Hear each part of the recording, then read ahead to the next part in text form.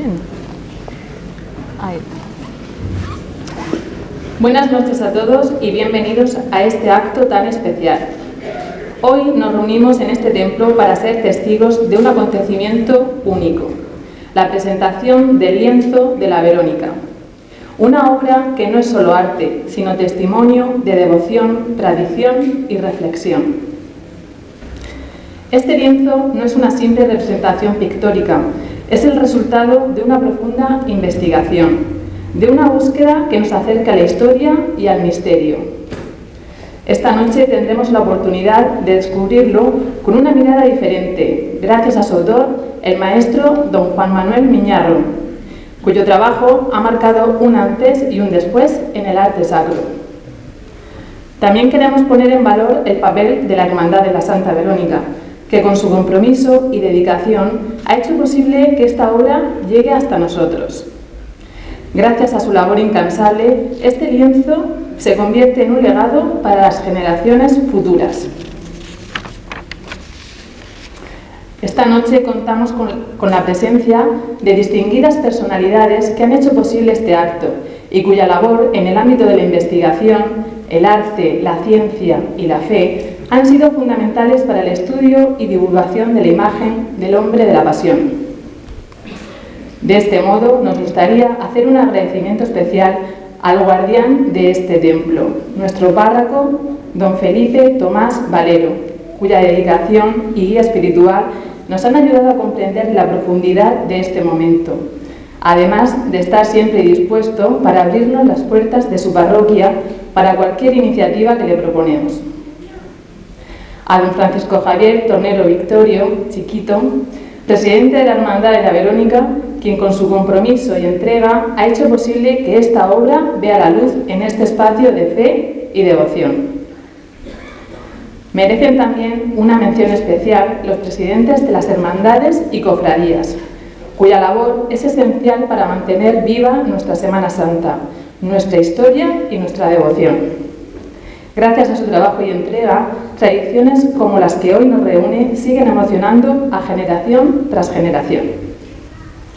Y por supuesto a todos los cofrades y devotos, especialmente a todos los miembros de la Verónica, que esta noche llenan este templo con su presencia gracias a vosotros, a vuestro compromiso, a vuestra fe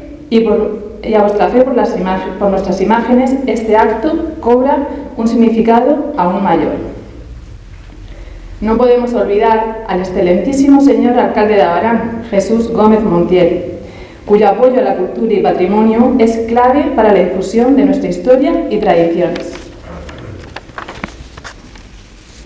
Junto a ellos se encuentra don Alfonso Sánchez Hermosilla, director del equipo de investigación del Centro Español de Sindonología, médico forense y uno de los mayores expertos en el estudio del sudario de Oviedo y la Sábana Santa, cuyos análisis han arrojado valiosas evidencias sobre la conexión entre ambas reliquias. Pero si hoy estamos aquí reunidos, es gracias a la persona que ha hecho posible esta obra, quien ha sabido conjugar el arte, la ciencia y la fe para ofrecernos un testimonio visual del hombre de la Pasión. Me refiero al maestro don Juan Manuel Miñarro López, una de las figuras más relevantes de la imaginería contemporánea y un referente internacional en el estudio del sudario de Oviedo y la Sábana Santa de Turín, del que os hablaré un poco más adelante. Por último, y para dar comienzo al acto, quiero presentar a un investigador cuya labor ha sido clave en el estudio actual de las reliquias más fascinantes del cristianismo, la Sábana Santa de Turín y el sudario de Oviedo. Me refiero al profesor don Pedro Peinado Rocamora, un apasionado estudioso que ha dedicado años a la investigación de la imagen del hombre de la Pasión, desde una perspectiva científica y multidisciplinar. Pedro Peinado Rocamora es profesor de matemáticas y doctorando en la Universidad de Oviedo, donde centra su investigación en el sudario de Oviedo, analizando su relación con la síndrome de Turín a través de la modelización matemática. Su trabajo no solo ha aportado nuevas claves para la comprensión de estas telas, sino que también ha servido de base para estudios científicos y artísticos de gran relevancia. En este camino ha tenido la oportunidad de colaborar con don Juan Manuel Miñarro dentro del EDICES, ya que sus áreas de estudio son confluyentes y complementarias. Nuestro paisano mismo lo define como su maestro, del que aprende a diario. Gracias a esta colaboración se ha establecido el vínculo de Abarán con el doctor Miñarro. Pedro Peinado ha confirmado con sus números datos que los miembros del EDICES venían defendiendo desde otras disciplinas. Así, junto a Juan Manuel Miñarro, ha creado una sinergia entre la ciencia y el arte, permitiéndonos contemplar una obra como la que se presenta esta noche. No solo es una imagen, sino es un testimonio visual de la pasión. Esta noche Pedro nos invita a sumergirnos en el misterio con su conferencia El rostro de la Verónica, el eco de una pasión.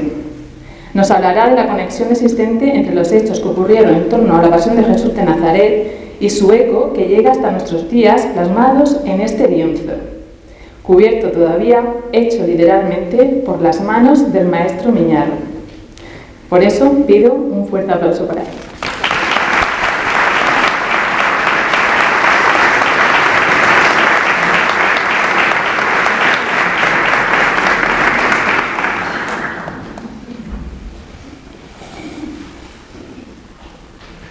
Es un orgullo actuar como telonero esta noche.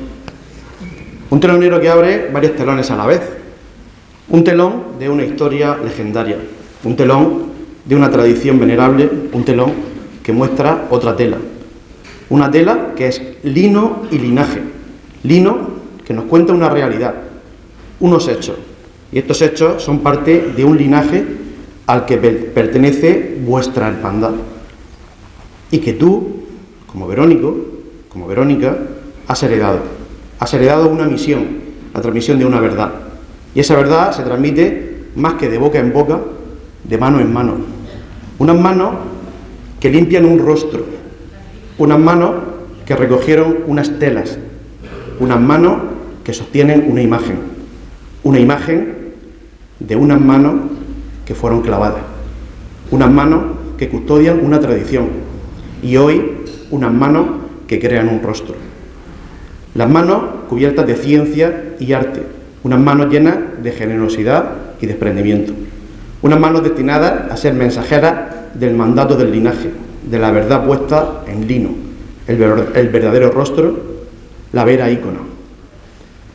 No hablaré hoy solo de una mujer llamada Verónica, no porque su historia no sea interesante, sino porque su existencia histórica no es lo que nos ha traído hoy hasta aquí. La Verónica, como la entendemos, no es un personaje con una biografía clara, ni con una figura con un linaje rastreable en los evangelios. Más allá del debate sobre su identidad, hay algo que todos reconocemos: el rostro que nos ha legado. Hoy no estamos aquí para hablar de una mujer, sino de una imagen que trasciende nombres, versiones y leyendas. Porque con independencia de que existiera o no una mujer llamada Verónica, lo que permanece es el rostro. Un rostro que se ha convertido en símbolo de compasión, de sufrimiento y de redención. Un rostro que a lo largo de la historia se ha manifestado en distintos lienzos, en múltiples representaciones, en la memoria de los fieles y en la devoción popular. Por eso, cuando hablemos de la Verónica, quizás más que de una persona, sea más oportuno pensar en lo que nos ofrece. La posibilidad de contemplar el rostro de Cristo camino del Calvario. Esa es la verdadera Verónica. No es una mujer sino un velo, no es una historia sino una imagen. Y hoy, gracias a la obra donada por don Juan Manuel Miñarro, ese rostro cobra una nueva dimensión.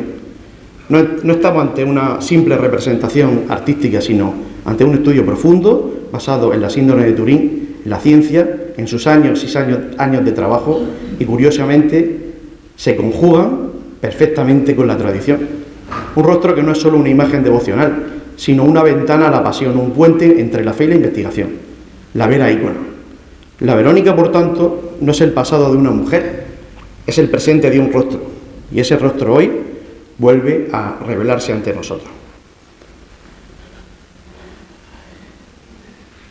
Estoy convencido que la conexión entre una mujer, entre una imagen y entre un artista que crea un legado es la clave para enfocar estas palabras que nunca se tuvieron que dar, porque estas cosas, como pasa muchas veces, nada de esto que está aquí tuvo que suceder, y sin embargo los hechos conspiraron para que sucedieran.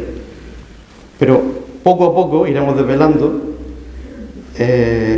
estas cuestiones, ¿no? Voy a intentar desglosar en 6 partes lo que Lorena nos avanzaba.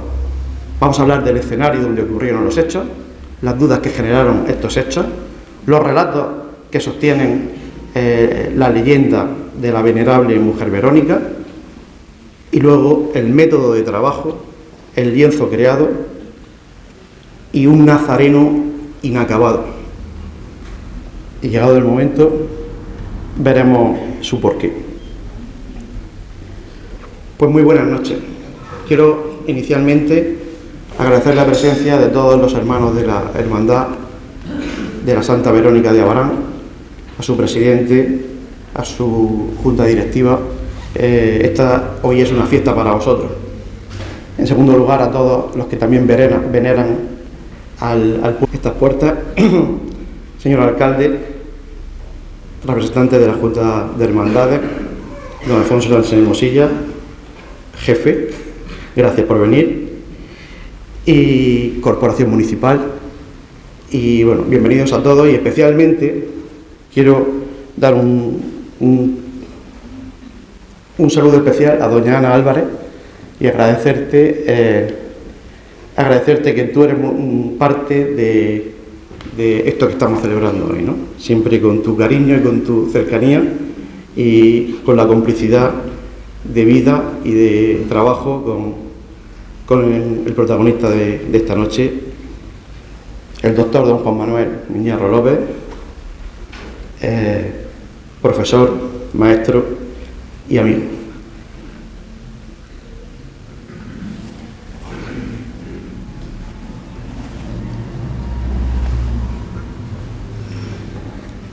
Estamos viendo una parte de la película de Mel Gibson, La Pasión, donde María Magdalena y la Virgen María, tras la flagelación, van con unos lienzos a recoger la sangre que había derramado el ajusticiado.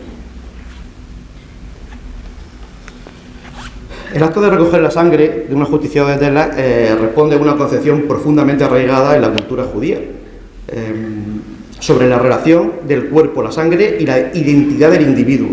La sangre era considerada como parte esencial del cuerpo y su pérdida significaba una fragmentación del ser.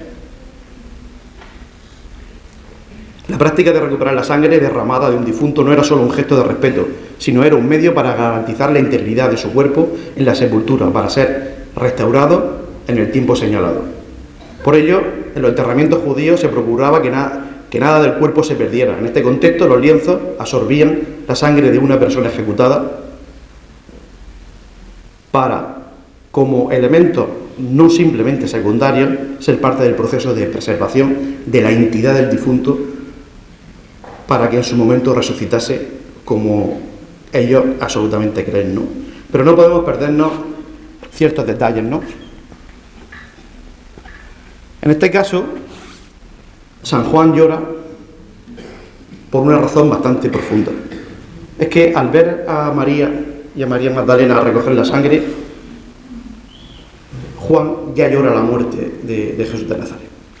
Sabe que lo están recogiendo porque va a morir y que María ha entendido que su hijo ya está muerto. Recoge la sangre para dejarla en el sepulcro. Por eso Juan, en ese momento, llora ya la muerte de su maestro. La irrupción de una mujer en medio del tumulto, auxiliando a Jesús, podría encajar perfectamente con Lucas, que hoy hemos referenciado en misa, ¿no? En su capítulo 23, 27, 31, Lucas dice: lo seguía un gran gentío del pueblo y de mujeres que se golpeaban el pecho y se lamentaban por él. Jesús se volvió hacia ellas y les dijo: hijas de Jerusalén, no lloréis por mí, llorad más bien por vosotras mismas y por vuestros hijos. No tenían que estar muy lejos las mujeres de Jesús. Y yo quiero creer que no tenía por qué ser una escena disparatada lo que estamos viendo, ¿no?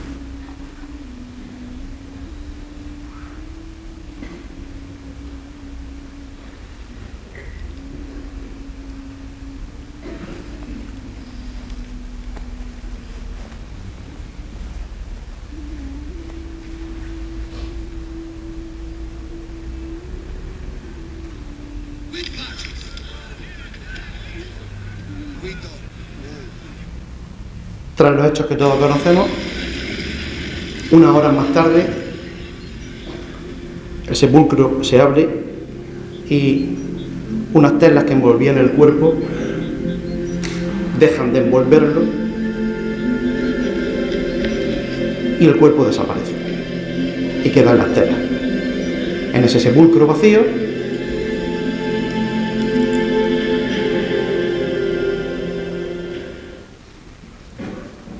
lo que está claro es que Jesús de Nazaret no está. Lo que hay es al menos dos tipos de telas: la síndrome de Turín, el sudarión de Oviedo, y seguramente habían vendas con las que se sujetaron al menos uno de ellos. Claro, los apóstoles llegan y no saben qué hacer. Y aquí empieza la historia de la mujer Verónica.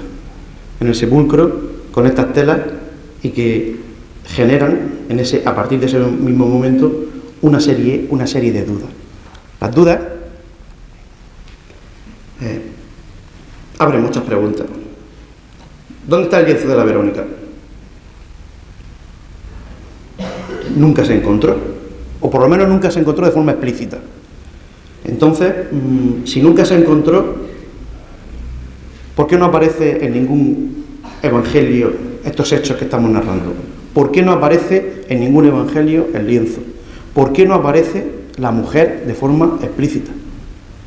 De forma breve voy a intentar desglosar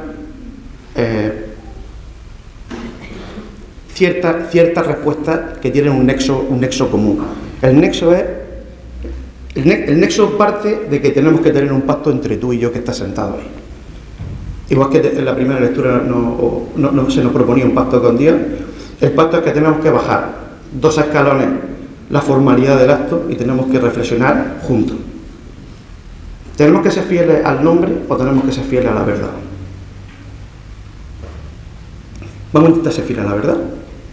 La verdad no tiene por qué traicionar nuestras creencias ni nuestra fe, pero hay ciertas cuestiones que la fe, que tiene su parte de razón, no nos puede traicionar a nosotros.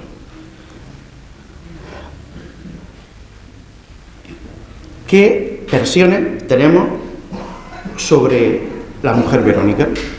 Pues empiezan fundamentalmente en el siglo XII con una versión alemana que dice que era un retrato de San Lucas.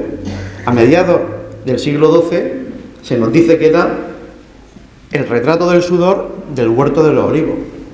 Bueno, hay estudiosos de los evangelios que ya ponen en duda que la traducción del relato del huerto de los olivos nos concretase como un sudor de sangre. Hay gente bastante formada que da una opinión sobre que la traducción lo que dice es que sudaba como si sangrase. Sudaba como si sangrase. De cualquier manera, parece que tampoco es muy sostenible lo del retrato del sudor. Jacobo de la Vorágine es una persona que yo particularmente le tengo mucha admiración porque creó un lío tan grande que es muy difícil liar tantas cosas al mismo tiempo. Mezcló realidad con cuestiones legendarias. De hecho, hoy en día decimos que cuando un lío es muy gordo se dice que se ha creado una vorágine, ¿no? Gracias a este hombre consiguió liarla de forma seria. Y por último, vinculada a la exposición de la Verónica, el lienzo que realmente se usaba en la mortaja de la sepultura. El nombre. Tenemos multitud de variantes para el nombre. La primera, Serapia o Serafia. Berenice, que sale del actas de Pilato, un evangelio apócrifo. O Verónica es la corrupción de Ferenicos, que es portadora del triunfo. Varónica, derivado de varices por ser la hemorrosia que viene del evangelio apócrifo de Nicodemo. Y finalmente, Verónica como Vera Ícona. Y ahí nos vamos a centrar un poco en breve. Roberto de Borrón, entre 1250 y 1260, es el primer germen literario del concepto de la imagen de la vera ícona, de la verdadera imagen, que más tarde se fusiona con el personaje de la mujer piadosa de la sexta estación del Vía Crucis, que se cree que los cruzados instauran durante esos siglos. Posteriormente, trabajos de Roger de Argenteuil popularizó la tradición occidental, muy importante esto, la tradición occidental, especialmente representada en cuestiones teatrales y los Vía Crucis medievales. Y ya en el siglo XIX y siglo XX, estudiosos sobre los proyectos del Vía Crucis nos dicen que el relato de la Verónica no está consolidado hasta antes de 1435. Por tanto, tenemos una serie de referencias en las que confluyen muy pocas cuestiones, en las que nos hacen dudar de cuál fue realmente el origen de esta veneración de esta mujer, ¿no? Pero, ¿qué cosas se mantienen? ¿Qué cosas se conservan? ¿Qué cosas son comunes? Primero, la forma del lienzo. Un lienzo muy grande, plegado en 3 partes, un tema muy importante. Por otro lado, que hay imagen en cada una de las partes, supuestamente 3 imágenes repetidas, y hay un recurrente tema sobre la curación de la lepra en muchas versiones, o sobre que era una mujer leprosa, etcétera, etcétera.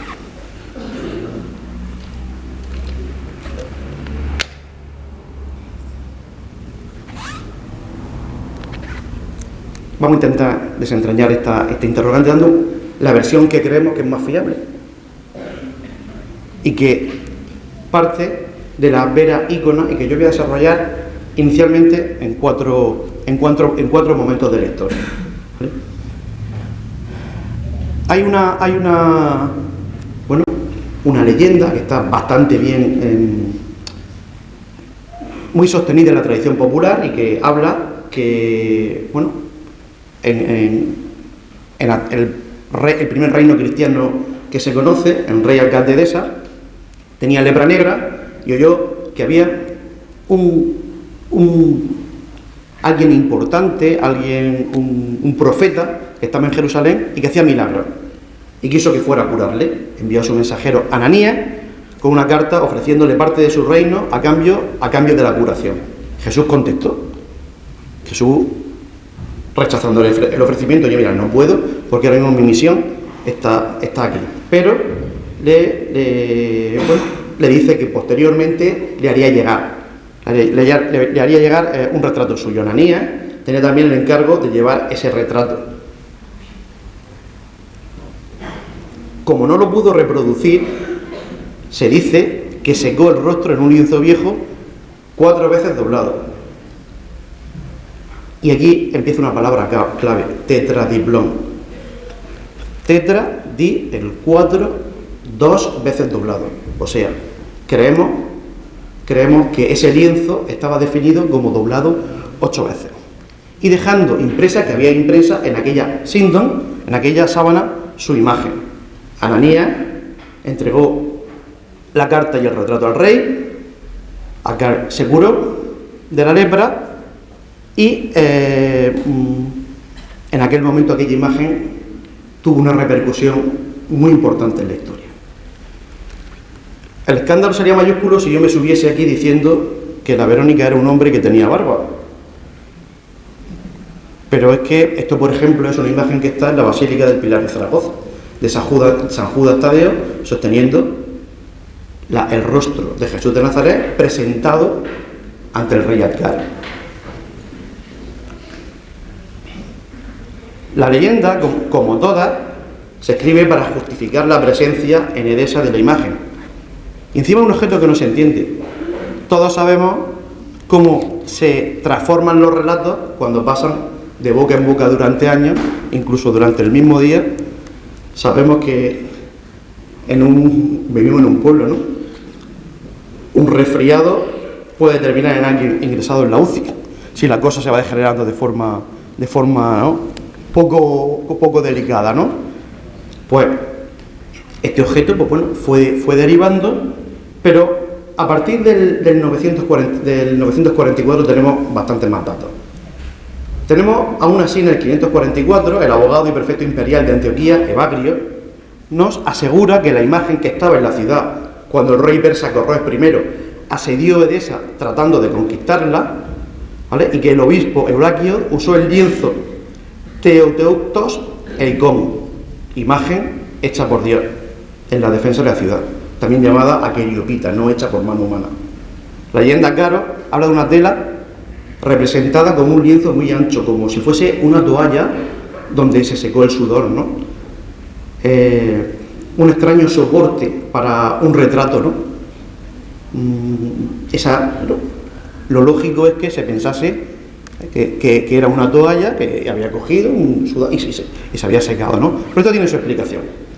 Nosotros creemos que ese 8 veces doblado dejó ver solo el rostro de la figura del hombre de la síndrome, pero se le colocó encima una tela, el talit, que representaba la divinidad. Encima se colocó el manto dorado que representaba la realeza. Es decir, estamos repitiendo el oro, el incienso y la mirra. La imagen torturada, la imagen del rey, la imagen del dios. Y finalmente apareció la leyenda del mandilión de Edesa. El Tratado de Esmera, en el 544, traducido al siriaco, del siriaco al latín, estaba escrito en siriaco, antes del siglo VIII, dice: Aucaro, rey Akbar, recibió un linteum, una sábana, en el que se podía ver no solo el rostro, sino la figura de todo el cuerpo. Como decía anteriormente, en el 944 se vuelve a confirmar esta afirmación. En 2 diapositivas lo desvelo.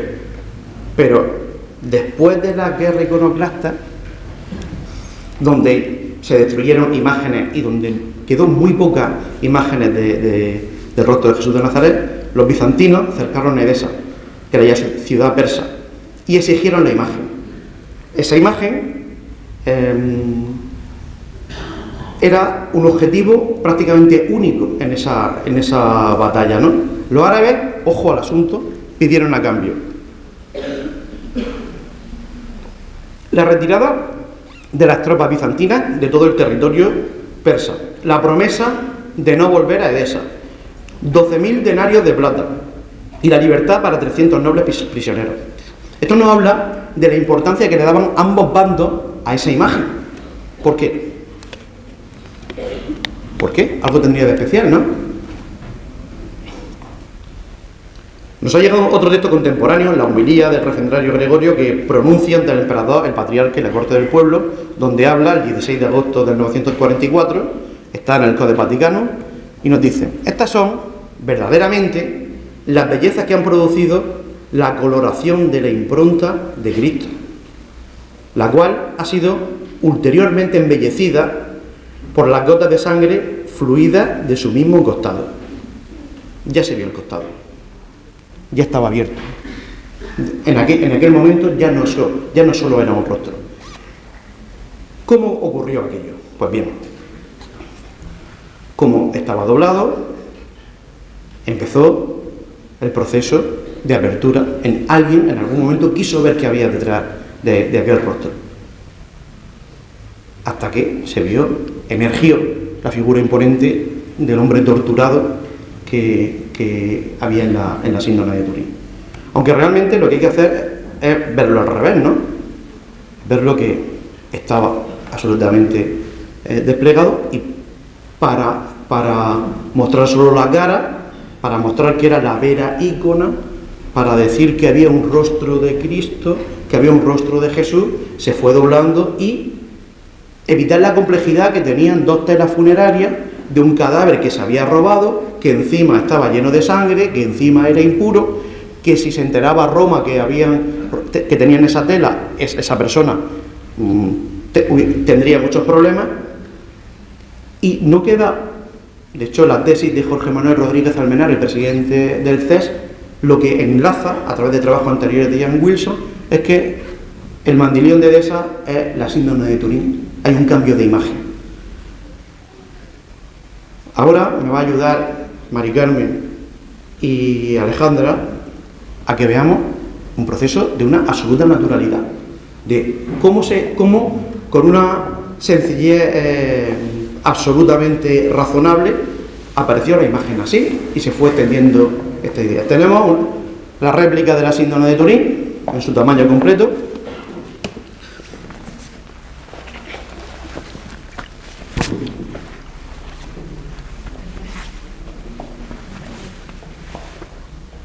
Y se va doblando una vez hasta que queda el cuerpo completo, 2 veces.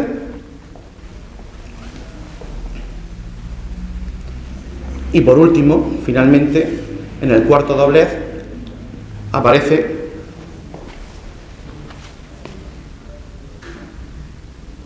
la imagen de Edesa, que después posteriormente se enmarcó, como hemos dicho, con el cáliz y con el paño posterior de la rey. Y quedó solo el círculo. De hecho, muchas veces, todos los santos, bueno, un aplauso para Mari Carmen y Alejandra.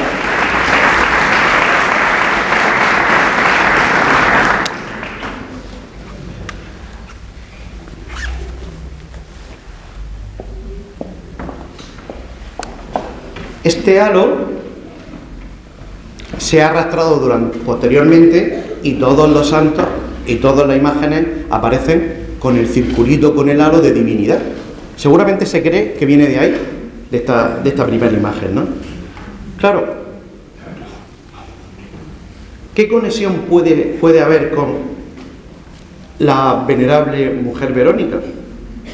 Pues el proceso de vera ícono se extendió, que había una verdadera imagen en Edesa, la verdadera imagen, la Verónica, y una imagen no hecha por mano humana, y una imagen que no se queda desconocida, y una imagen que venía directamente de Dios, etcétera, etcétera. ¿Y qué pudo ocurrir? Pudo ocurrir que empezó a popularizarse esa imagen y aparecieron otras muchas, con una peculiaridad, que un argumento que cita mucho nuestro ilustre invitado esta noche. Todas estas son pinturas, todas estas son relicarios en algunos casos. La síndrome de Turín no tiene pintura. La síndrome de Turín es un modelo donde no se puede explicar a día de hoy cómo se produjo la imagen. Las demás sí. Pregúntate, ¿cuál sería la primera? Con todo el respeto a todas las santas faz que hay en el mundo, la de Alicante, las que hay en Manopelo, la de Jaén. No hay que menospreciar, pero realmente, ¿a ti qué te dice el sentido común? ¿De dónde parte la vera ícono, la verdadera imagen? Pues yo quiero sostener que el traspaso el devenir del tiempo, donde se hablaba del tetradiplón, del 4x2 veces doblado, y después parece que estaba en tres caras. Seguramente el paso de tetra a 3 pudo ser una degeneración. No lo tengo confirmado, pero es una teoría. Y que la vera ícona finalmente terminaría en la Verónica, que con el viaje de los acontecimientos, de los relatos entre Oriente y Occidente, en Occidente terminó instaurándose que hubo una mujer llamada Verónica que tuvo la verdadera imagen del rostro de Jesús de Nazaret. Pasando a la tercera parte, a 1898, donde yo entiendo que aparecen los estudios modernos sobre la síndrome de Turín. Un abogado turinés Secundopía, la noche del 3 al 4 de mayo de 1898, hace la primera fotografía de la síndrome de Turín. Y con un revelado que en aquel momento, pues bueno, era una innovación tecnológica, emerge el rostro con, en aquel momento, el negativo fotográfico, con una inversión de colores y en ese caso también de lateralidad. Por primera vez se ve el rostro en negativo de la síndrome de Turín.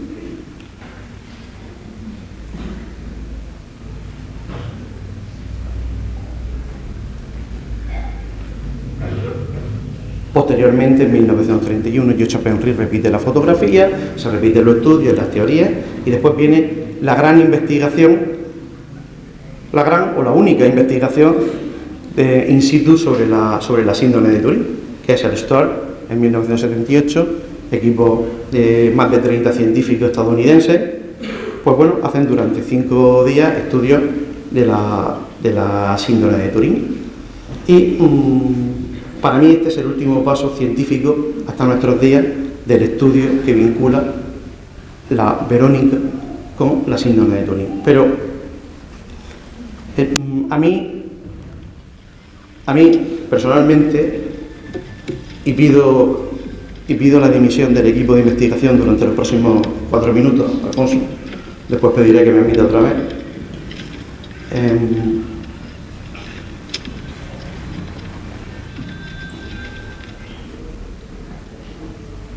Yo quiero creer en que una mujer, en medio del tumulto, tuvo la valentía de acercarse a ayudar a una persona que había oído hablar por las calles, que había oído curar, que había visto hacer milagros y que quiso ayudarle en la injusticia y en la tortura que se estaba produciendo en ese momento con él. Seguramente o posiblemente no se llamase Verónica. ¿Y qué mandar? ¿Y qué mandar? Lo que está claro es el hecho. Yo entiendo este hecho como una conexión de la divinidad que hay en cada hombre, es decir, de la intervención del hombre en auxilio de Dios. Solo habitualmente buscamos el auxilio de Dios siempre, pero en ese caso, una mujer valiente interviene en el momento crítico del sufrimiento del hombre que va camino de la cruz con una muerte cierta, rodeado de gente que le golpea y de gente que le insulta, y aparece para auxiliarlo. Por lo tanto, yo estoy convencido que en ese momento la intervención de una mujer es perfectamente plausible. Podemos asegurar que existió una mujer llamada Verónica y que nos legó un lienzo. No. Alfonso, te pido que me reincorpore al equipo. No podemos. Y ni siquiera debemos. ¿Y qué más da? Yo es que creo que vosotros, en la Verónica, realmente lo que lleváis no es un nombre. Es una imagen que conmueve. No es una mujer. Es un rostro que nos mira. No es la historia. Es un mensaje impreso en un paño. No es un relato. Es una verdad que trasciende. No es la figura, es la esencia que comunica. No es el mito, es el símbolo que perdura. No es un personaje, es el testimonio visible. No es el pasado, es la presencia en el presente. No es una leyenda, es una imagen que interpela individualmente a cada uno de nosotros. No es un nombre propio, es una verdad universal. No es un recuerdo, es una huella eterna. No es una tradición, es un símbolo vivo. No es un acto de fe, es una invitación al pensamiento. No es un dogma, es una imagen que habla al corazón. No es un objeto, es un rostro que narra sin palabras. Ese rostro hoy nos vuelve a hablar sin palabras. Y nos vuelve a hablar dejando un hueco en la historia a un quinto paso.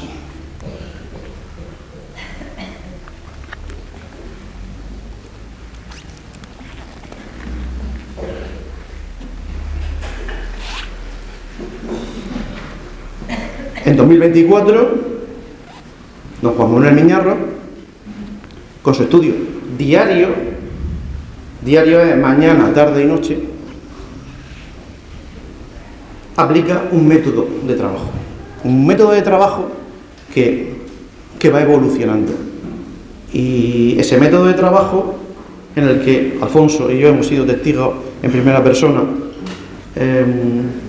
gracias a Dios, y hemos compartido pues muchos momentos de mucho aprendizaje, pues le lleva a ir abriendo puertas. Yo siempre le digo a mis alumnos que la vida consiste en ir cogiendo llaves para cuando aparezcan las puertas. Juan Manuel lleva cogiendo pues casi 30 años llaves y ahora va abriendo muchísimas puertas. Simplemente, por dar un esbozo, Juan Manuel está durante los últimos años pues abriendo puertas en las manchas de la esquina inferiores del sudario de Oviedo, opuesta a la mancha que llamamos de Ricci. Está estudiando profundamente y reestructurando las teorías sobre las punteaduras del sudario. Ha descubierto que en el sudario hubo un doble nudo. Un descubrimiento importantísimo del agujero oval que nos ha permitido establecer las correlaciones, las duplicidades, la posibilidad del uso de vendas en la disposición del cuerpo del sudario de Oviedo, el estudio de la imagen total y de sus implicaciones que todavía no se ha hecho público de forma extensa. Y ahora mismo estamos, sobre todo, en la aplicación de la IA en el estudio de la síndrome y el sudario. Estamos, sinceramente, creo, y lo digo con toda la honestidad, a la persona, a la personalidad más importante del mundo en el estudio del sudario de Oviedo y la síndrome de Down. Y encima, pues al hombre se le da bien el arte y hace algunas cositas interesantes y eso pues nos ayuda en algunos momentos, ¿no? Yo decía,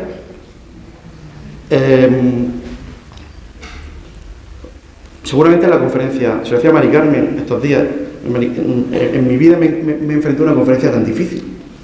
Si voy a tener que poner en duda la existencia de la Verónica, como una iglesia llena de verónicos, presentando un paño, tengo que salir de forma honesta de esto, que después la gente me hable por la calle y después hablar de la persona, junto con Alfonso, que me guían y me enseñan a diario, y de una persona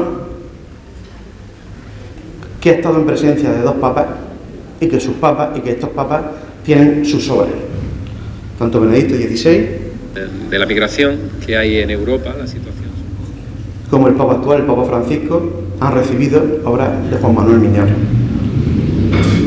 En el Juan Manuel, el presidente de la comunidad autónoma andaluza, le presentó el busto del viviente y se lo entregó el año pasado, me parece, al Papa Francisco.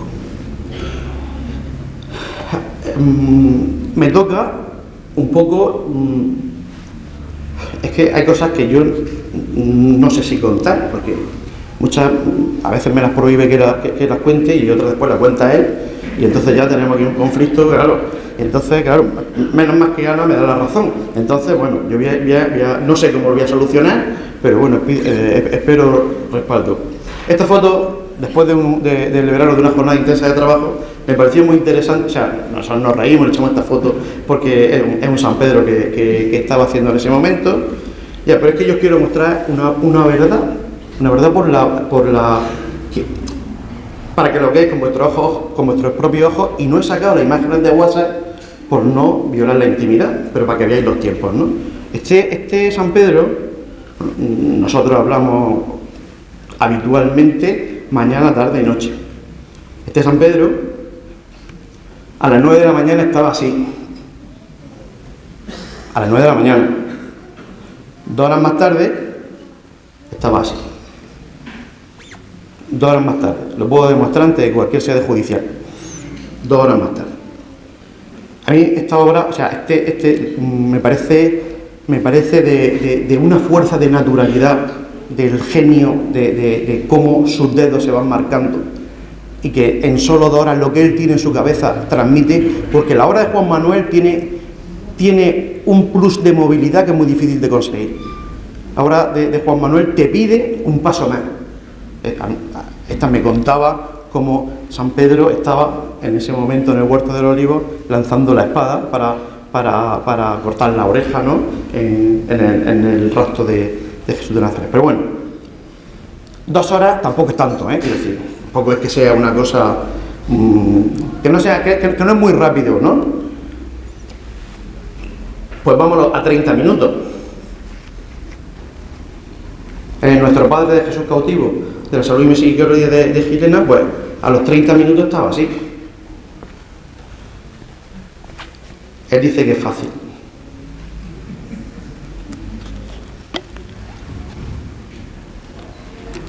Quiero enseñaros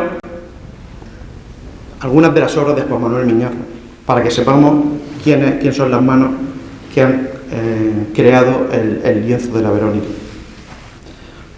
En Valencia, cerca, tenemos en la Hermandad de la Coronación de Espinas de Cabanyal al Santísimo Rey de los Dolores, así se llama. El Cristo, creo que se le llama el Cristo atado a la columna, puede ser, sí. Y está detrás el romano intentando ponerle la corona de espinas. Tenemos el Santísimo Cristo de la Redención de la Archicofradía Sacramental de los Nazarenos del Santísimo Cristo de Redención Nuestra Señora de los Dolores de Málaga. Tenemos una preciosa Virgen en León, Nuestra Señora de la Consolación de María, de la Cofradía de las Angustias y Soledad de León.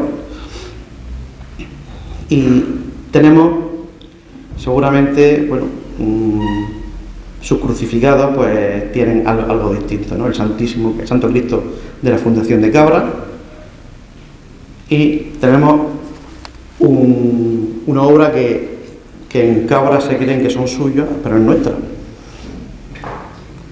El viviente, el retrato del viviente que estuvo, pero el yacente que ya reclamaremos en sede judicial porque es nuestro. Porque ya cuando vino a la ermita, ya nos lo dijo, ¿verdad, Francis? Y yo ya soy baranero, ¿no? Y que pudimos verlo y lo pudimos tocar, ¿no? Una obra para mí muy especial, me parece preciosa, siempre se lo digo. Me parece un paso de misterio, el Santísimo Cristo de la Caridad, la cofradía del Santísimo Cristo de la Caridad en su traslado al sepulcro en Almería, que me parece un conjunto espectacular. Y, bueno, hace unos pocos días tuve la suerte de estar delante de él,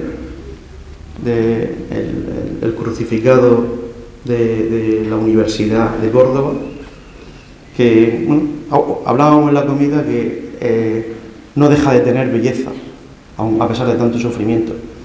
Es un Cristo que está esperando que en ese momento te hable, ¿no? Es un Cristo que no tiene que ver nada en lo que pasa en lo que se ve en la foto de lo que pasa habitualmente viendo delante de él, ¿no? Y yo creo que de los rostros más bonitos de sus crucificados es el Cristo de la expiración del misterio de la séptima palabra, que está en la Basílica del Pilar de Zaragoza. Yo creo que es un hombre, sinceramente, lo creo.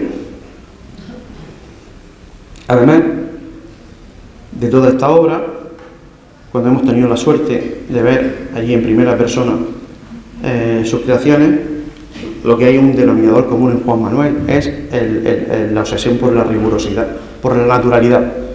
Él tiene en su mente cómo tiene que estar el crucificado anatómicamente, y de ahí la fortaleza y la potencia que tienen sus obras, ¿no? Tengo cientos de fotos de Juan Manuel documentándose, estudiando, pensando, reelaborando teorías, incluso negándose las suyas y abriendo otras nuevas, que al final se convierte su taller, como veis, con los huesos encima de la síndrome, viendo las posiciones anatómicas, a nosotros explicándonos, ¿no? Cómo con un yacente que hay en su taller, cómo su teoría sobre la envoltura de la síndrome en el cuerpo. Y que, bueno, yo personalmente, pues bueno, últimamente cuando vamos, pues le pregunto cuestiones sobre la tesis que estamos haciendo en Oviedo, y lo que me dice, pues costará como experto instrumento de trabajo, pues evidentemente de primer nivel en mi tesis doctoral, ¿no? Respecto al lienzo, ya voy terminando. Yo me siento absolutamente incapacitado para hablar del lienzo que va a llevar esta noche. Yo espero que él después tranquilamente explique lo que crea que debe explicar, porque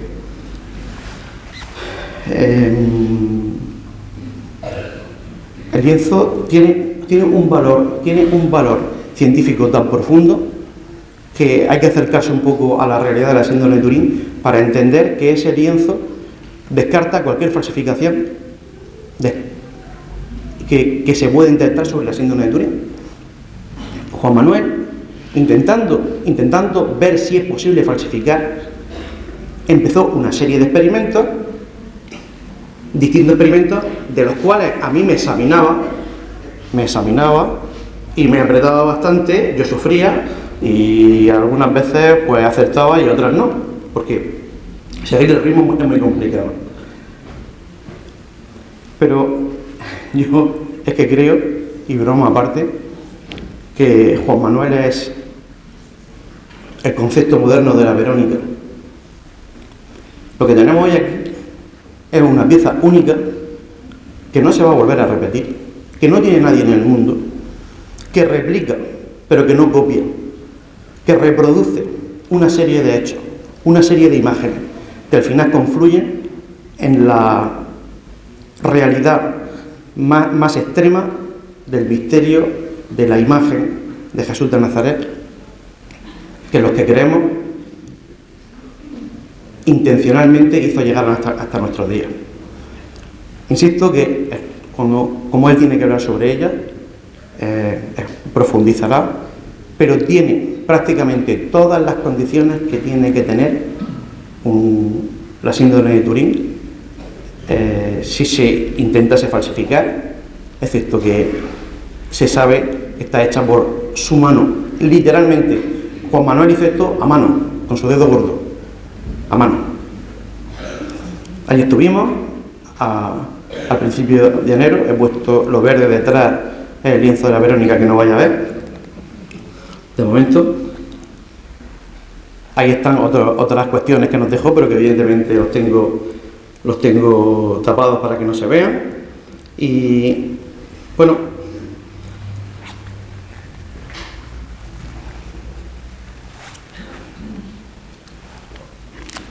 ese lienzo de ahí es lo que tuvo que pasar. Ese lienzo de ahí es lo que tuvo que pasar si alguien le puso una tela encima a un difunto que fue muerto de la misma manera que Jesús de Nazaret. Ese lienzo de ahí es la realidad patente que, recreada 20 siglos después, es lo más fiel que se puede encontrar hoy en el mundo, insisto. Juan Manuel quiso que esto fuese Abraham, específicamente.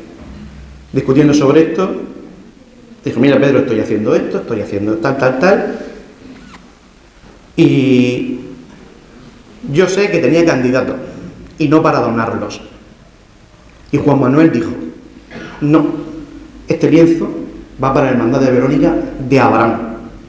No tenía por qué haberlo hecho, pero esta mañana lo ha dicho y a mí me ha emocionado. Es que Juan Manuel ya quiere a Abraham, y de hecho con sus manos llenas de generosidad ha puesto en manos de la Verónica un lienzo que no tiene repetición en el mundo.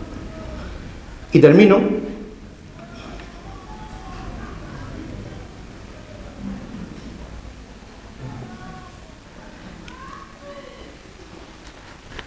con una obra que no me he olvidado, pero es que es una obra que no está completa.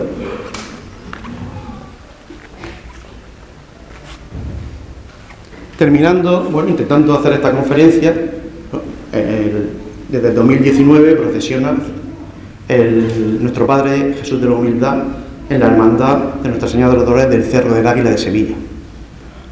Este nazareno ya no es un nazareno, ya es el nazareno de Sevilla.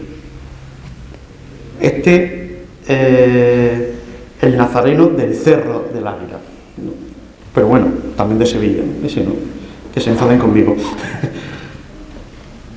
De un nazareno que procesiona Martes Santo y que, insisto, hasta hoy era una obra inacabada. Él tampoco lo sabía que era una obra inacabada, pero es que investigando y viendo dónde está situado y viendo su altar, pero te das cuenta en los detalles. Y es que encima del nazareno hay un paño de la Verónica. Qué curioso, ¿no? Qué curioso que hay un paño de la Verónica. Por lo tanto, hoy se completa ese nazareno. Así que, maestro, cuando vuelva a ver a tu nazareno y le hable, dile que ya le ha hecho un lienzo para limpiarse el rostro. Dile que ya no camina ensuciándose por las calles y que cuando se cae tiene un lienzo para secar su herida. Dile que antes que Serrat cantase aquello de quién me preste una escalera para subir al madero para quitarle los clavos a Jesús del Nazareno, él te pedía quién me hace un paño para que una mujer, se llame Verónica o no, limpie mi sangre. Que la esencia de esta hermandad es socorrer la subida al Calvario de Jesús de Nazaret. Y ese es el eco de la pasión que nos trae hasta aquí. La Verónica es el eco que resuena por las calles de Jerusalén y que llega hasta aquí. Y que el Nazareno de Sevilla nace de tus manos. Son las manos del linaje que tiene la Verónica encargada y que por fin hoy completan el hecho. Un eco que nos trae hasta hoy. Un eco que resuena y seguirá resonando siempre por las calles de Sevilla y por las calles de Abarán. Ese eco es un eco que perdura y un eco que ha conseguido estrechar un lazo unido por unas manos. Así que, cuando en pocos segundos veáis el lienzo de la Verónica, que en breve, cuando apaguemos las luces, mostraremos, cuando lo veas, recuérdale que no lo dejaste sin su lienzo. Recuérdale que ese lienzo no está a la orilla del Guadalquivir, que está a la orilla del Segura, que hoy es más Guadalquivir, que hoy nuestra Solana es mucho más Triana, mucho más Cerro del Ávila, que Abarán es un poco Sevilla y que Sevilla tiene un trozo de Abarán, porque tus manos lo han hecho posible. Has conseguido que el nazareno tenga que volver cada año a limpiarse el rostro a las calles de Abarán. Que sea así desde hoy, donde tu nazareno venga y vuelva y seque su sudor. Un eco que ya une para siempre Abarán y Sevilla, que une sus calles y las nuestras, que une el paso de tu nazareno con el lienzo de la Verónica que ha hecho para nosotros. Tú hoy, y no te lo tomes a mal, eres más Verónica que nadie, porque has puesto el lienzo en las manos de esta hermandad que lo merece más que nadie, para que este eco siga sonando, nos siga uniendo gracias a tu generosidad y a tu corazón. Y este eco seguro que seguirá sonando más fuerte cada año que pase.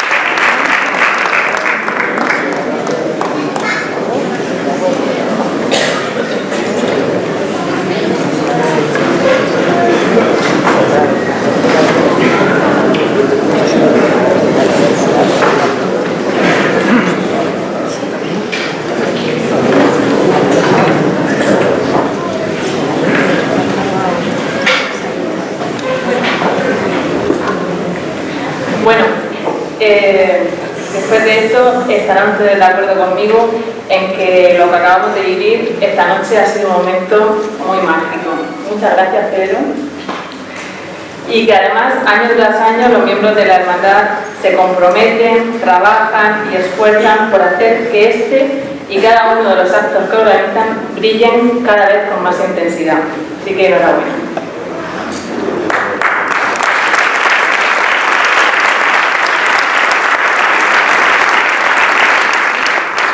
¿Qué decir además de esa gran interpretación de la Marcha de la Expiración que nuestra banda de tambores y cornetas de la Verónica nos acaba de regalar?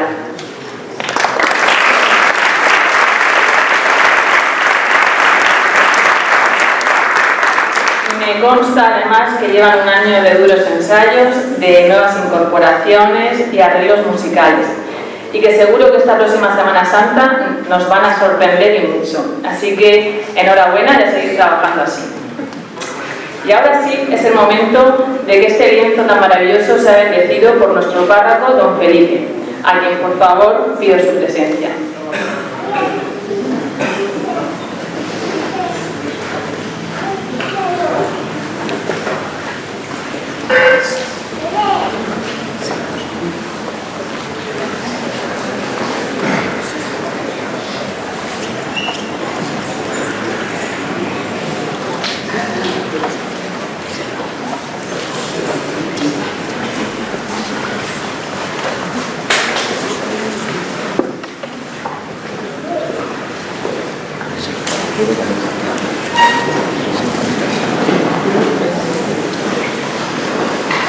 En el nombre del Padre, del Hijo y del Espíritu Santo,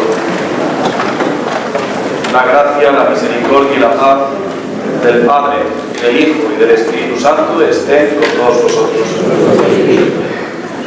Los objetos piadosos que habéis traído para bendecir muestran cada uno a su manera vuestra fe, ya que sirven para recordar el amor de nuestro Señor, o también para aumentar vuestra confianza en la ayuda de los santos.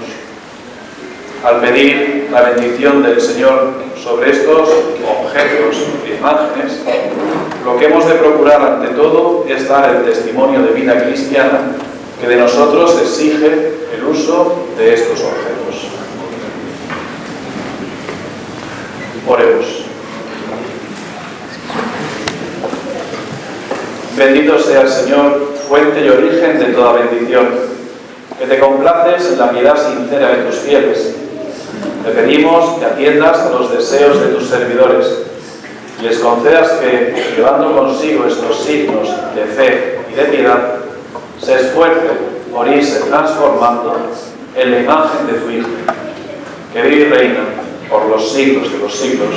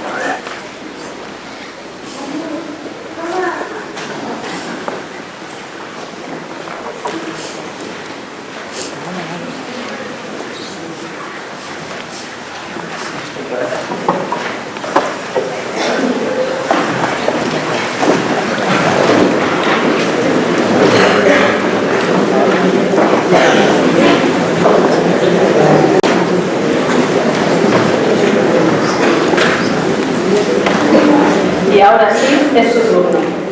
Queremos conocer en profundidad al artífice de la obra que nos ha reunido aquí esta noche, el doctor Juan Manuel Miñar.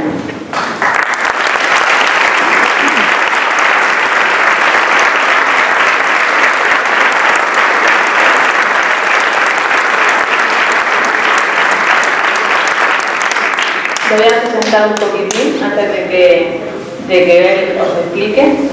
Es doctor en Bellas Artes y profesor titular de la Universidad de Sevilla. Su trayectoria académica y artística ha dejado una huella imborrable en la escultura y en la conservación del patrimonio. Es académico numerario de la Real Academia de Bellas Artes Santa Isabel de Hungría de Sevilla y fue director del Departamento de Escultura e Historia de las Artes Plásticas de la misma universidad.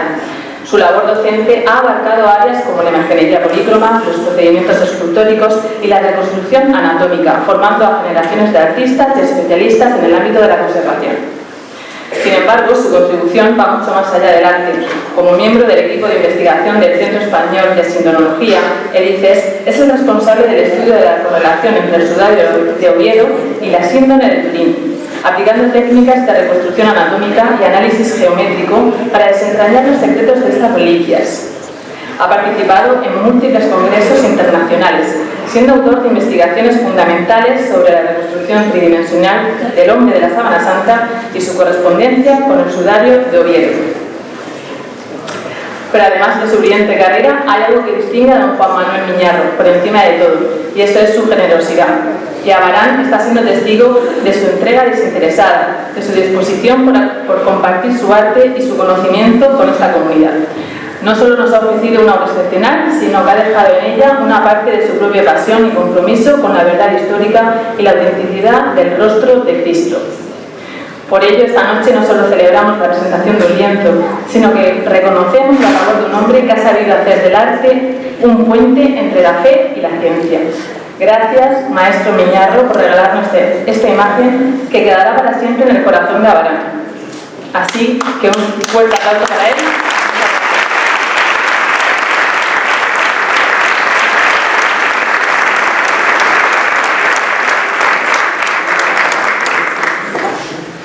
Bueno, buenas noches, queridos cofrades de Abarán, excelentísimo señor alcalde, miembros de su corporación, miembros de otras hermandades presentes aquí, queridos amigos, señor párroco, bueno, mucho de volver a verle. Y bien, no sé qué esperáis que os cuente, porque los artistas cuando hablamos, no hablamos a través de nuestra boca, hablamos a través de nuestras manos hecha imagen. Entonces, claro, lo verdaderamente impresionante de lo que veis ahí ahora, pues bueno, es el gran misterio.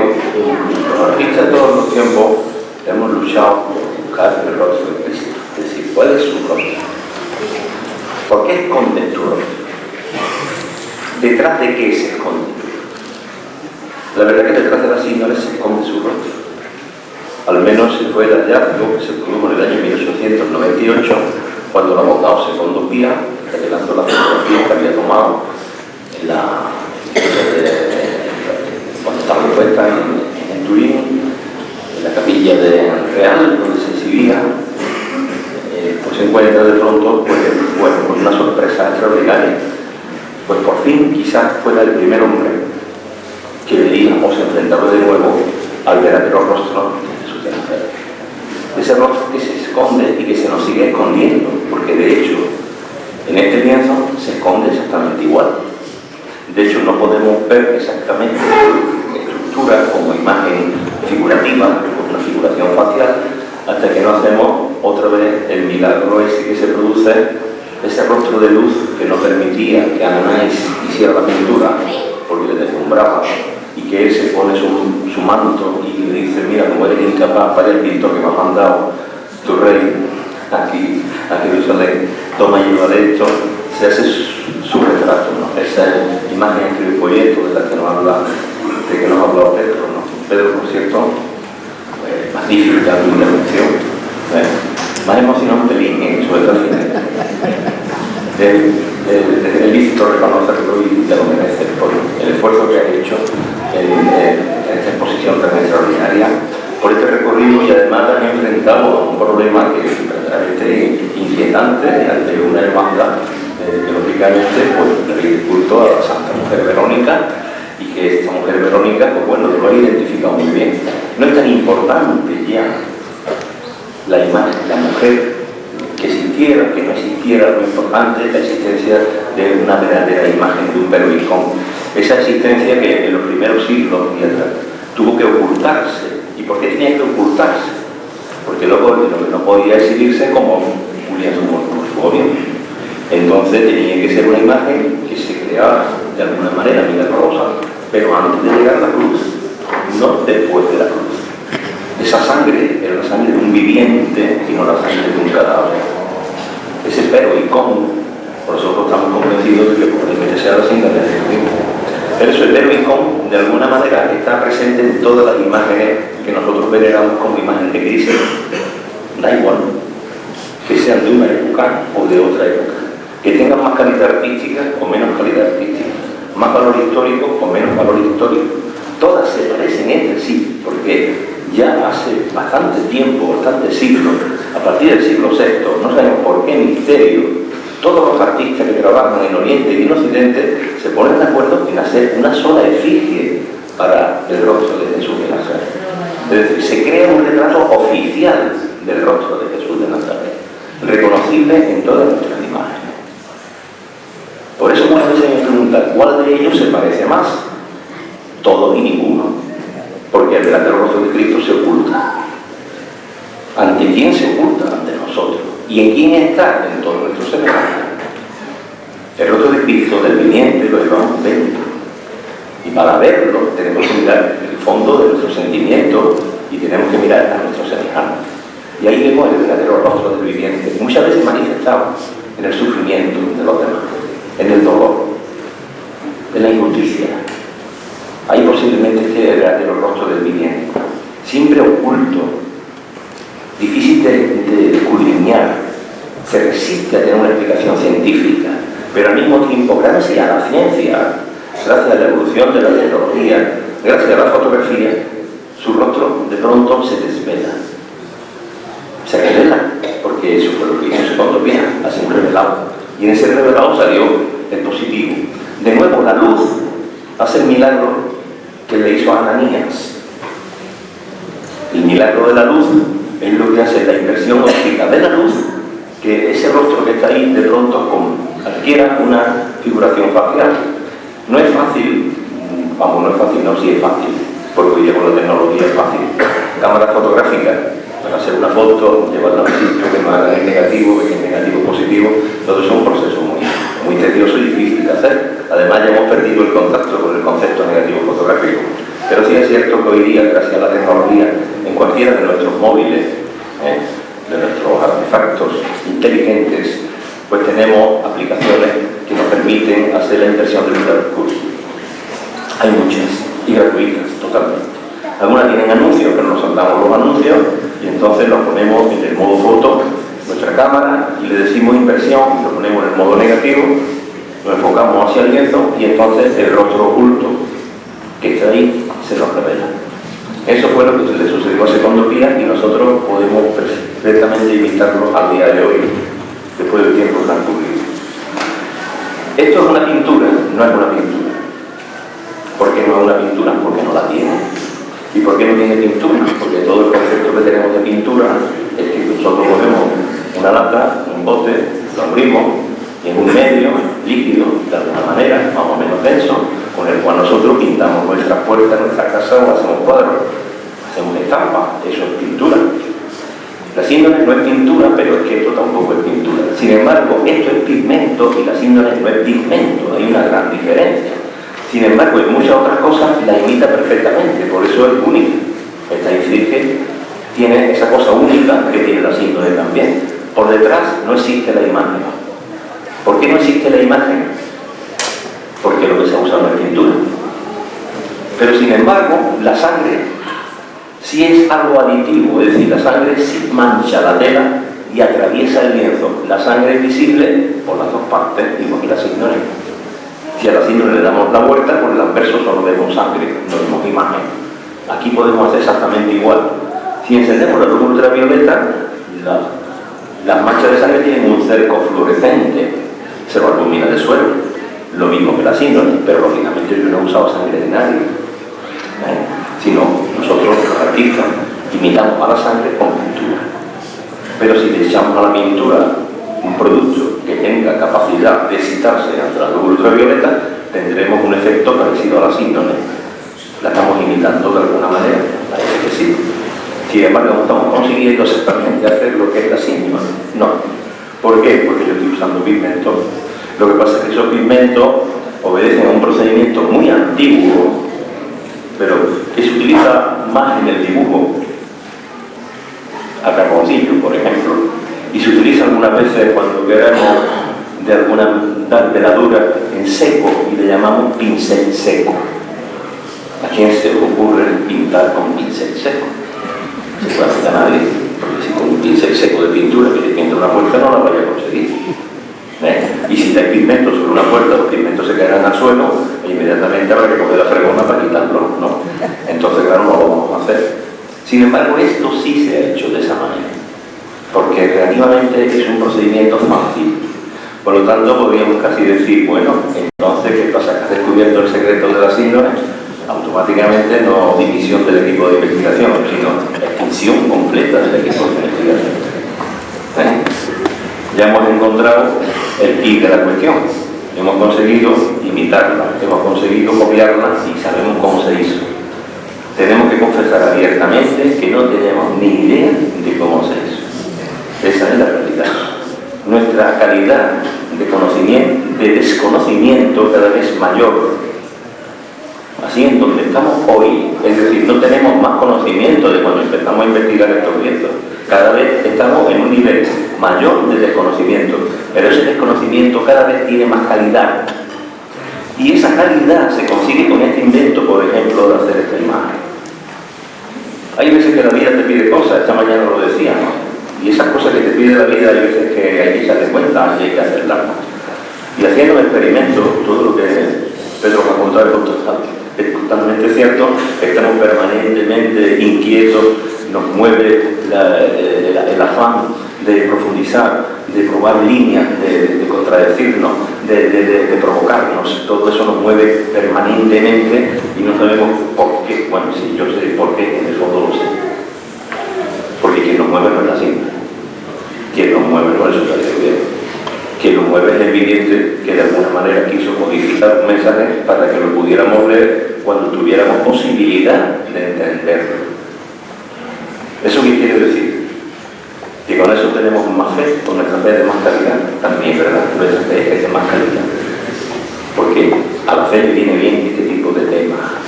Ahora, podría ser que no hubiera quedado lienzo alguno. Podría haber sucedido que Jesús de Nazaret no hubiera sido enterrado. Su cadáver quedaba en posición de tercero y sabemos el destino de un crucificado.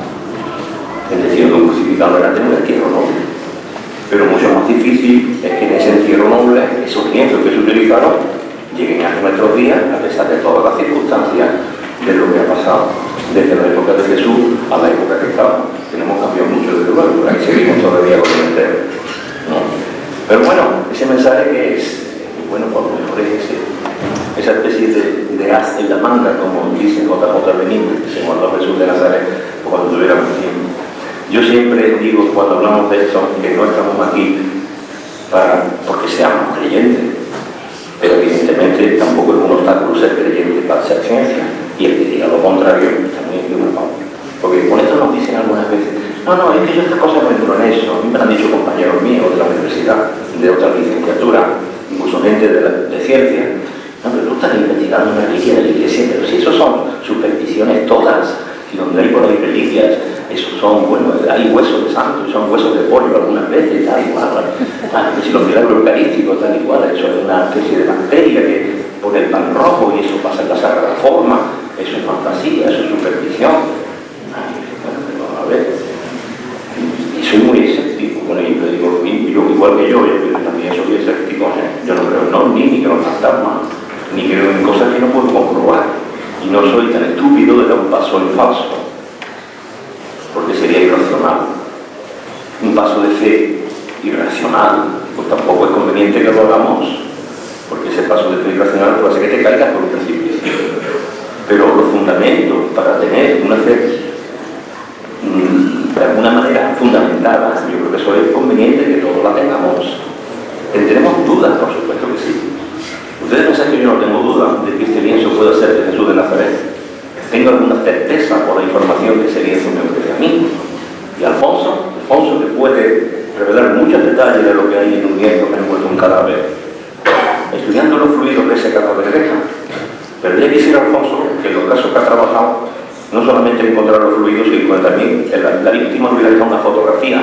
Eso habría sido extraordinario en su investigación, para él y para todos los que investigan desde el punto de vista de la criminología. Sabemos que no suele suceder. Sin embargo, en este caso parece que sucedió. La pregunta es ¿por qué sucedió? ¿Y por qué? ¿Y qué fue lo que sucedió? ¿Qué pasa con el cadáver de Jesús de Nazaret? Decimos muchas veces una cosa que hay que repetirla hoy aquí también. Desapareció. No se puede decir desaparecer, porque el concepto de desaparecer es no dejar un rastro. Y este cadáver deja un rastro. El rastro es lo que vemos en la síndrome. Pero al mismo tiempo, ¿dónde está el cadáver? El cadáver está en la síndrome. Lo que queda de él está en la síndrome. Y por eso es posible reconstruirlo. Y por eso es posible que hace 2 años la Iglesia de los Santos Médicos tuviese esa gente que tanto emocionó y que de alguna manera también tiene algo que ver con que hoy estemos aquí hablando de su rostro en una tela, que mira por dónde Pedro ha encontrado la relación con el Nazareno del Cerro, porque ese paño de Verónica que hay allí arriba yo no le he echado cuenta en mi vida. Es la primera vez que de pronto digo, oye, pues verdad, pues ciertamente allí hay un paño de Verónica, claro, nuestra preocupación siempre ha sido otra, ¿no? Y ese altar llegó a Nazareno del Cerro de rebote, porque había estado antes otra imagen de otra vocación, no recuerdo si había sido un San José o un San Antonio que había estado allí. El caso que llega el Nazareno del Cerro y empieza a empujar, y empieza a desplazar gente en la parroquia, y fue el mismo párroco el que dijo, pero esto no se puede poner en cualquier parte, ¿eh? Y dijimos todos, bueno, ¿cómo lo va a poner en cualquier parte? Y cogió y sacó del altar, creo que era la figura de San Antonio, porque San José había sido peor. Bueno, San Antonio lo bajó de categoría y el Nazareno ocupó un espacio en el que no cabe bien. De hecho, hemos tenido que hacer algunos arreglos para que quepa de alguna manera, ¿no? Pero lo que yo no había caído nunca en la cuenta es que encima tiene el paño de la Verónica. Eso es increíble, ¿no? Es verdad que muchas veces la vida te pide cosas que la vida no te las pide, tú no sabes cómo te las va a pedir, pero en ese momento no las puedes negar.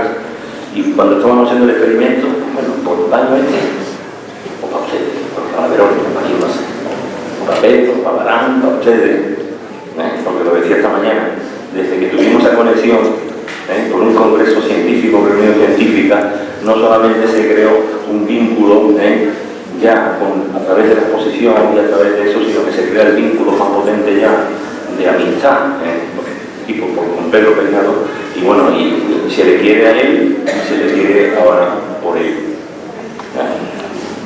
Y hoy os quiero más todavía, porque hoy me está llegando un montón de cosas. Ya Pedro ayer me dio algo muy importante, muy de él, y hoy me dais más. En fin, ya, pues, no sé cómo responderos, porque yo me parece a mí. Bueno, tengo una respuesta escondida. Porque siempre hay que guardar una manga, Jesús de Nazaret se guarda uno a mí, ¿por qué no voy a poder? Entonces, pues, si te parece, Pedro, lo hacemos entregar.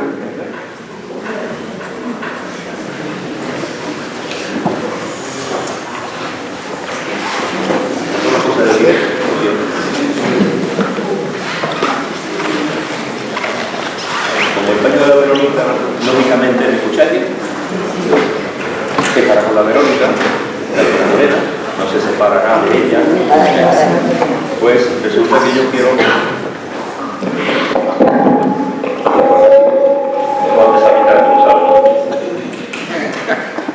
que haya como que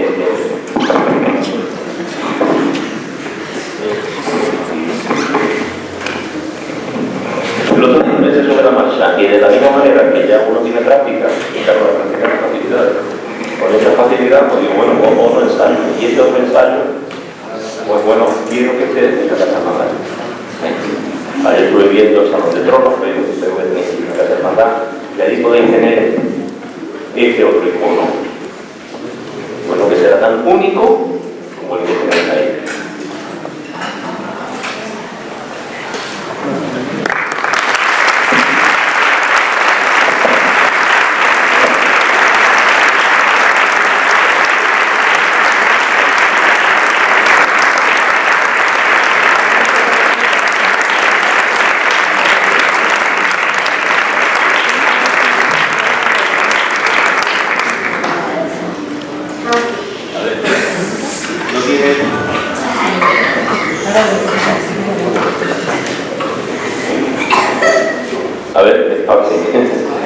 tiene las propiedades totales que tiene que haber alguna diferencia, ¿no? Si no, claro. Pero bueno, sí tiene la propiedad de la inversión del claroscuro, la tiene exactamente igual. Y en otra escala, tampoco el problema dentro de cuestión de escala. De hecho, yo no he tomado ninguna sola medida, es decir, esto no es una copia de la sábana santa, evidentemente. Hombre, si quisiéramos ser compañero de Verónica extraordinario y que nadie lo discutiera, le hacemos una foto así, ¿no? Bueno, la tenemos, se la ponemos y se acabó. Y hemos acertado al 100%. Pero no se trata de acertar al 100%, se trata de tener algo distinto. Lo que decía Roy, el verdadero arte imita la naturaleza y no la copia.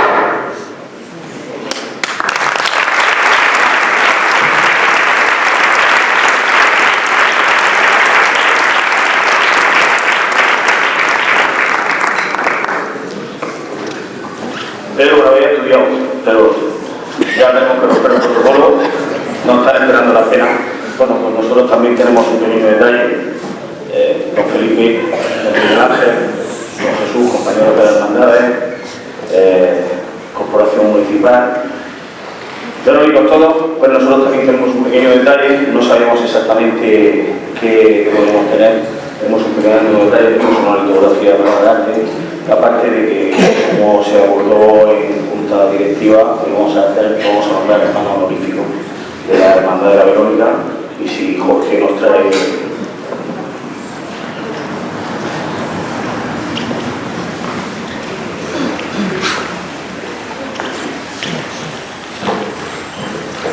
la Hermandad de la Santa Verónica de Abarán ha acordado por unanimidad en junta directiva celebrada el 20 de febrero de 2025 nombrar a Juan Manuel Miñarro López como hermano de honor. Este nombramiento se realiza en agradecimiento a su inestimable y generosidad de contribución y a las intenciones que ha tenido hacia nuestra hermandad, hoy aún más. Que este reconocimiento sirva como muestra de profunda gratitud y respeto y selle nuestros caminos futuros. Abarán, 29 de marzo de 2025. Jorge Fernández, secretario, y Francisco Javier, presidente.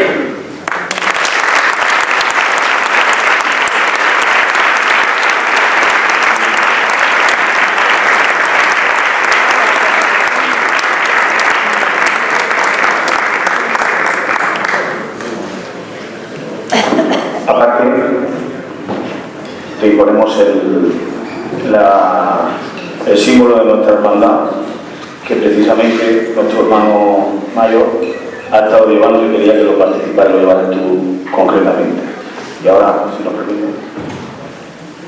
Sácalo, espérate, no puedo decir eso, no tenía realizado ya.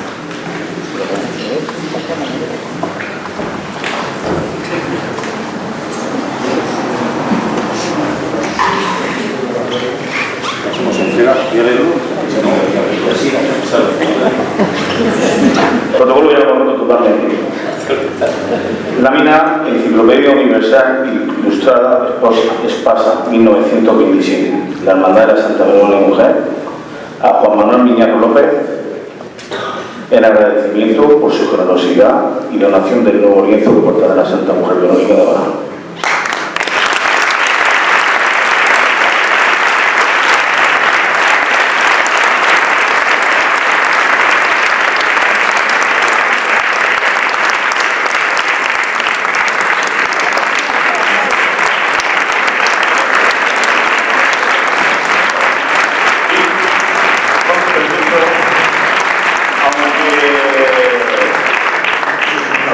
Se termina de enfadar ya como salta protocolo y todas esas cosas. Siempre hemos tenido un nexo de unión, tú nos lo has dicho muchas veces, un hilo que no unido, que ha unido Sevilla con Abarán desde 2023, que va a seguir uniéndonos y ha hecho que tú estés aquí y nos dones. Y ese Pedro Miñarro López, al cual te llamo, que también tenemos una pequeña cosa para ti.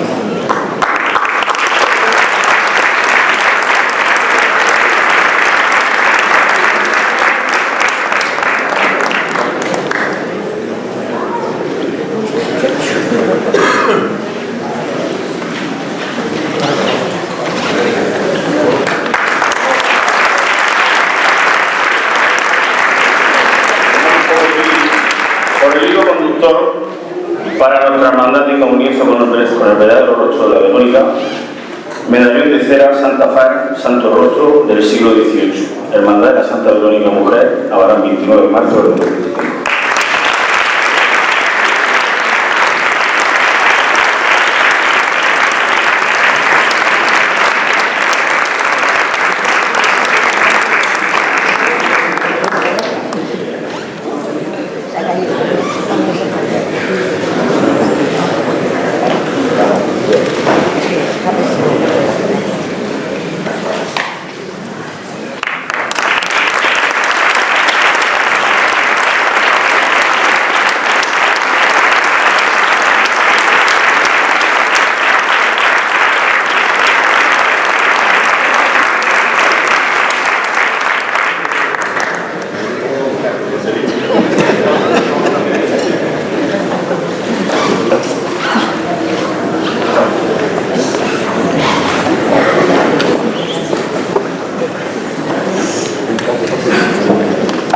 Y ahora vuelvo al protocolo, porque no podemos olvidar el papel tan fundamental que en esta nuestra Semana Santa juega la Junta de Hermandades de Abarán, cuyos miembros trabajan codo con codo para seguir manteniendo viva la esencia de nuestra Semana de Pasión.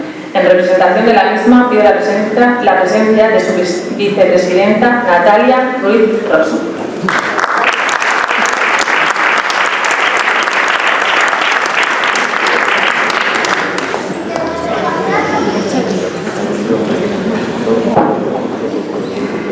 Muy buenas noches, bienvenidos todos. Yo no me he preparado nada.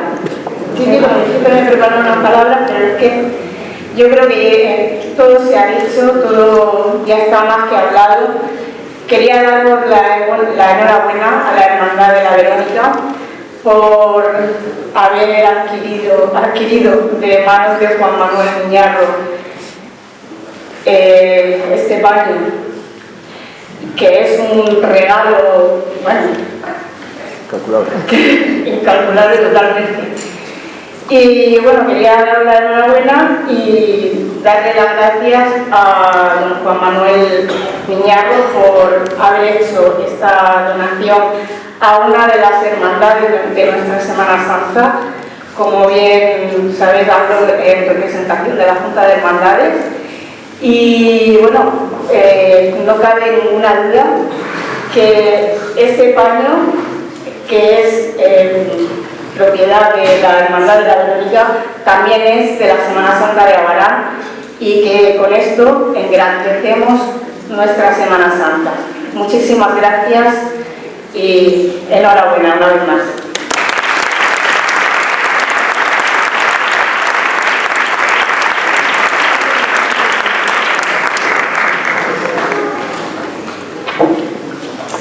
Y ya por último, para cerrar el acto, pido de nuevo la presencia de don Felipe Tomás Valero, que como he dicho antes, nos ha abierto las puertas de este templo y a quien le agradecemos profundamente todo lo que hace por nuestra Semana Santa y por nuestro pueblo en general.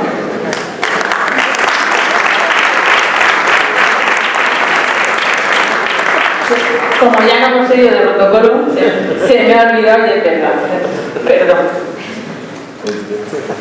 Pedimos la presencia ahora del excelentísimo alcalde de Abarán, don Jesús Gómez Montiel, que también nos dirigirá a hablar.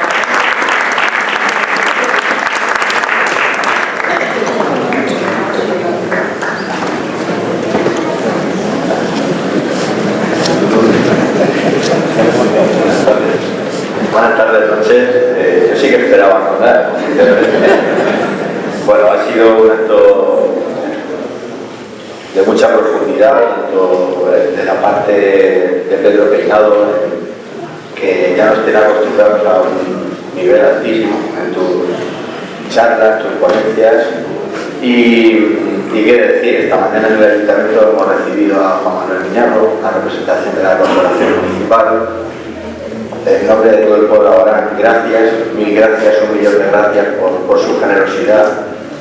Que él acabe de que el barrio de Triana no es el barrio de la Solana, pero sí que es cierto que compartimos esa fe, esa devoción.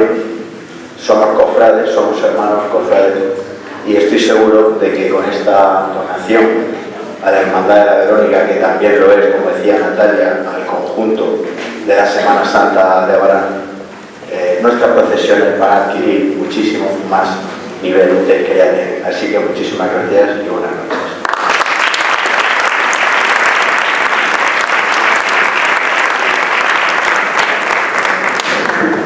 Ahora sí, don Felipe Tomás Valero nos dedicará unas palabras. Muchas gracias.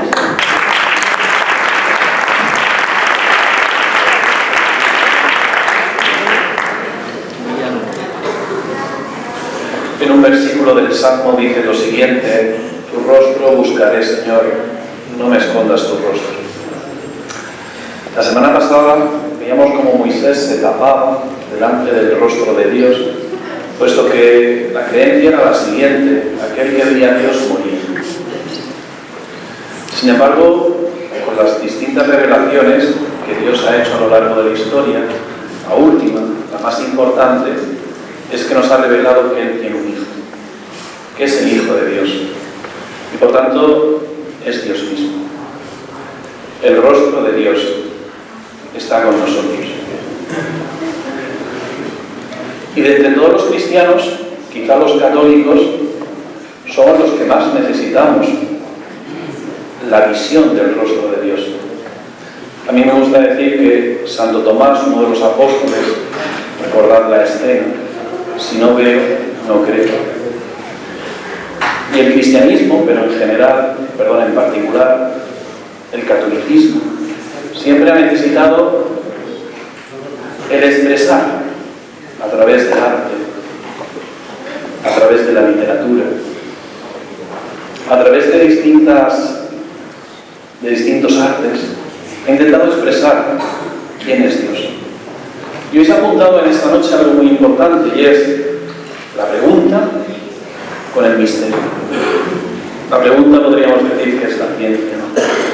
El misterio es la religión. Y ambos van de la mano, ambos buscan la verdad.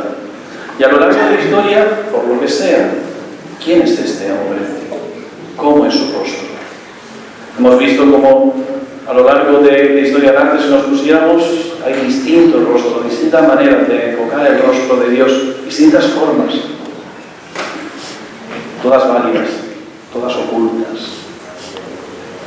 Hasta IA, la inteligencia artificial, ahora nos quiere mostrar el rostro de Dios, porque este hombre hecho Dios ha sido el hombre que se ha hecho Dios y que ha cambiado la historia de todos y cada uno de nosotros. Por eso, él es el gran protagonista de esta noche. La Verónica, ¿quién es la Verónica?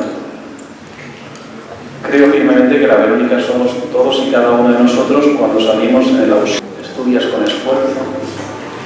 La Verónica es esa niña, la más pequeña de este templo, que además se llama Verónica, que cuando es amada por sus padres, recibe lo mismo que hizo Jesús, o que le pasó a Jesús con esta mujer en Jerusalén. Pero además de cada uno de nosotros ser verónicos o verónicas, también cada uno de nosotros somos el rostro de Cristo. Por eso, en la oración que ha dicho el sacerdote, la bendición, ha dicho para que estos objetos nos vayan transformando en imagen de Cristo. Y por eso también vemos a Cristo, veladamente muchas veces, pero lo vemos en el hermano, en el familiar, en el enfermo, en el pobre, en el sufriente, en el amigo. Y por eso todos y cada uno de nosotros, creo que en esta noche, todos y cada uno de nosotros nos tenemos que hacer Verónica para otro, nos tenemos que hacer Cristos para otros. Muchas gracias. Ha sido una celebración, primero de la Eucaristía y después este acto de entrega, de donación, de la generosidad de este gran profesor, no solamente a una hermandad, sino a todo el pueblo de la Verónica. Sé que quizá el acto se ha sobrepasado en el tiempo, pero quedaros con esto, que el Señor hoy ha estado grande con nosotros y que hoy el Señor se ha desvelado su rostro para que todos y cada uno de nosotros lo llevemos a nuestra casa, siendo Verónicas y siendo Cristos. Muchas gracias.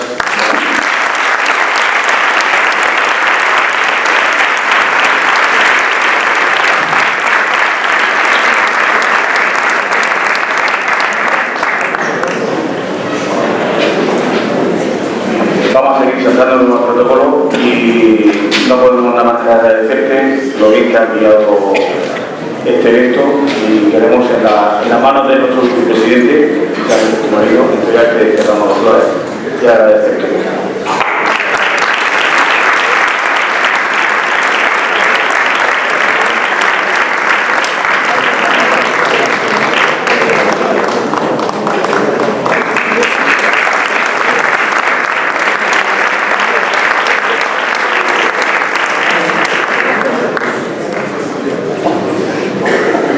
Bueno, pues ahora sí damos por concluido este acto de presentación del lienzo de la Verónica.